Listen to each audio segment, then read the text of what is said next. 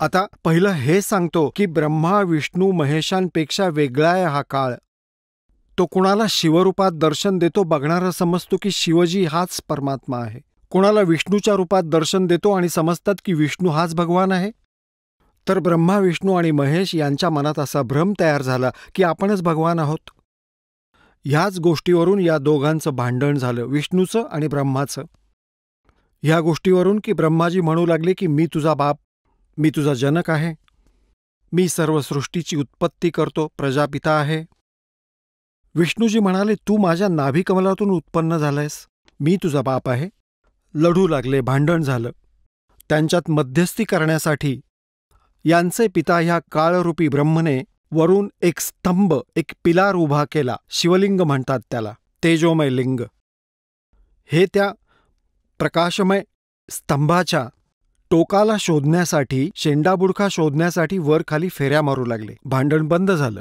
मग ते स्वतः आले शिवरूप धारण करून, आपला पुत्र शिवाचं रूप धारण करून, आणि त्यांना ज्ञान देऊ लागला की तुम्ही कुठले भगवान आहात. तुम्ही स्वतःला भगवान मानताय, यू आर नॉट गॉड, तुम्ही भगवान नाही आहात. आता थोडंसं दाखवावं लागेल इथं थोडं कमी दाखवूया, कारण उन्हाळ्याचे दिवस आहेत, जास्त वेळ घेणार नाही. हे पहा, हे शिव महापुराण, हे विद संस्कृत आहे. ही परमात्म्याची दया आहे की हे आपल्याला अजून संस्कृतमध्ये मिळतंय. हे पहा, हे श्री शिवपुराण. याचे अनुवादक आहेत विद्यावारिधी पंडित ज्वालाप्रसाद जी, मिश्रकृत हिंदी टीकासहित. हे खेमराज श्रीकृष्णदास प्रकाशन, मुंबईमधून. इथे पहा, याच्या 3ऱ्या स्कंधात, याच्या 11व्या पानावर विद्वेश्वर संहिता, शिवपुराण विद्वेश्वर संहिता. ही विद्वेश्वर संहिता भाग 1 अध्याय 6. नंदिकेश्वर म्हणाले की हे योगींद्र, पुढे एकदा विष्णू भगवान शेषशय्येवर आपल्या गरुडादी सेवकांबरोबर लक्ष्मीसहित शयन करीत होते, झोपले होते. त्याचवेळी ब्रह्मज्ञानियांमधील श्रेष्ठ ब्रह्माजी स्वेच्छेने तिथं आले. सर्व प्रकारे सुंदर असलेल्या शय्येवर शयन करणाऱ्या कमललोचन भगवान विष्णूला विचारू लागले, तुम्ही कोण आहात? मला बघून अभिमानी पुरुषासारखं शयन करतोय, झोपून राहिलायस. हे वत्स, हे मुला, उठ, मी तुझा स्वामी आलो आहे. आलेल्या गुरुला पाहून जो अभिमान करतो त्या द्रोही मूढाला प्रायश्चित्त होणं गरजेचं आहे. हे ऐकून विष्णूच्या अंतर्मनात क्रोध जागा झाला, पण बाहेरून ते शांत राहिले. म्हणाले, वत्सा, मुला, तुझे मंगल हो. बसा, या आसनावर विराजमान व्हा. ह्या क्षणी तुमचे डोळे कुटील आणि मुखवक्र का आहेत? म्हणजे तोंड वाकडं का करतोयस, डोळे का फिरवतोयस? ब्रह्माजी म्हणाले, वत्सा, मुला, विष्णू, तुला काळाच्या प्रभावाने अभिमान आहे. हे पुत्रा, मी तुझा रक्षक आणि जगाचा पितामह आहे. विष्णूजी म्हणाले, हे सारं जग माझ्यात स्थित आहे. तुम्ही चोरासारखं ते आपलं काय म्हणताय?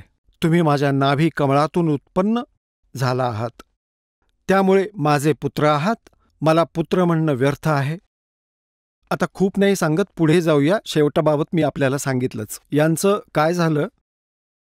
यांचं भांडण झालं. देवता फुलं बरसू लागले. ते देवता राजी झाले, म्हणाले, पहा, खूप चांगलं काम करतायत. ही आपल्या देवतांची कामं आहेत. थोडं दाखवतो, हे जरा अर्धवटच राहिलं.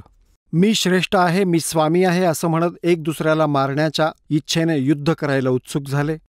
सारे देवता विमानात बसून ते महाअद्भुत युद्ध पाहायला आले आणि आकाशातून त्यांच्यावर पुष्पवर्षाव करू लागले. सांगा, ही आमच्या देवतांची कामं. देवता म्हणतात चांगल्या आत्म्यांना, प्रामाणिक पुरुषांना, आता 2 भाऊ भांडतायत आणि वरून म्हणतायत, शाब्बास, पाहूया कोण हरतोय जिंकतोय, कापून मरा. आणि हे आमच्या देवतांचं लक्षण. आणि हे आपले भगवान जे म्हणतायत, मी तुझा बाप आहे, मी तुझा बाप आहे, आणि गुद्दागुद्दी 4थ्या इयत्तेतल्या मुलासारखं भांडतायत.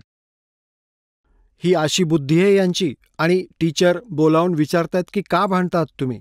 तर हा म्हणतो की हा सांगतोय मी तुझा बाप आहे. दुसरा म्हणतो, नाही, याने पहिलं म्हटलं होतं. आणि गुद्दागुद्दी एकमेकांचे कुडते फाडले. आणि या भगवानांची पूजा करायला हे धर्मगुरू शंकराचार्य सांगतायत. आपण ऐकत होता जगद्गुरु तत्वदर्शी संत रामपालजी महाराज यांचे मंगल प्रवचन, ज्यांच्या शुभ आशीर्वादाने संपूर्ण विश्वामध्ये 500 पेक्षा जास्त नामदीक्षा केंद्र आहेत, जिथे निशुल्क नामदीक्षा दिली जाते.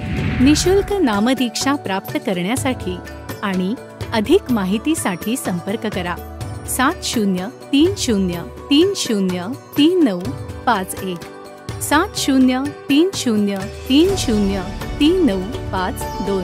अद्वितीय आध्यात्मिक ज्ञान वाचण्यासाठी, पाहण्यासाठी आणि ऐकण्यासाठी संत रामपालजी महाराज ॲप अवश्य डाउनलोड करा किंवा आमची वेबसाईट www.jagadgururampalji.org वर व्हिजिट करा.